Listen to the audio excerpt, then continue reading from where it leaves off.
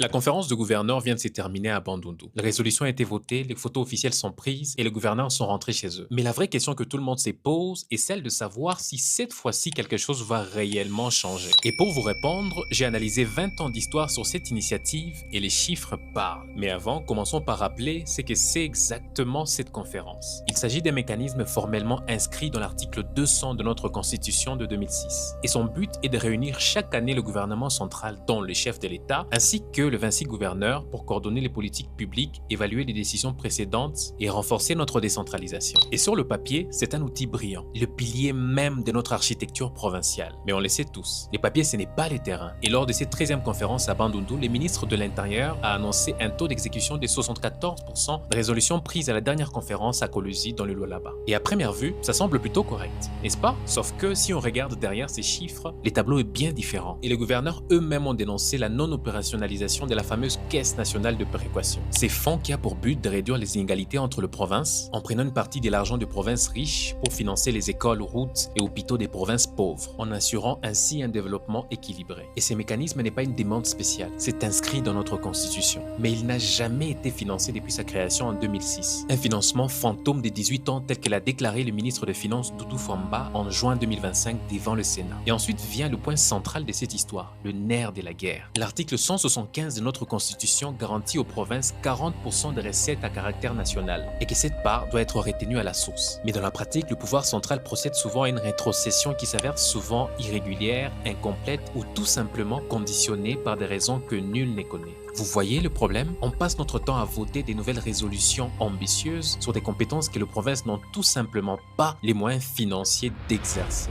Le vrai problème, ce n'est pas l'institution en elle-même. La conférence de gouverneurs est constitutionnellement solide. Le vrai problème, c'est l'absence totale d'un dispositif de suivi transparent et contraignant. Après chaque conférence, les gouverneurs retournent dans leur province, rangent des résolutions dans leur tiroir et les beaux engagements pris pendant cette conférence restent sans aucune application réelle. Et ces cycles se répètent session après session. Depuis 2006, rendant cette conférence presque contre-productive. Pendant ce temps-là, les Congolais ordinaires lui continuent d'attendre. Attendre des routes, des hôpitaux et le développement de sa localité. Mais alors, face à ces constats, doit-on conclure que ces conférences valent encore le coup? Ma réponse est oui, mais à la condition stricte de respecter ces trois impératifs. Premièrement, il faut rendre enfin effective la retenue à la source des 40% garantis par la Constitution, et non se contenter d'une rétrocession aléatoire basée sur des motivations inconnues. Ensuite, il est indispensable de créer un mécanisme de suivi contraignant assorti des sanctions réelles lorsque les résolutions ne sont pas appliquées sur le terrain. Et enfin, il faut obligatoirement rendre opérationnelle la Caisse nationale des péréquations. Elle existe dans les textes depuis 2006, mais il est grand temps qu'elle commence à exister dans la vie de nos provinces. La 14e session de cette conférence est prévue pour le mois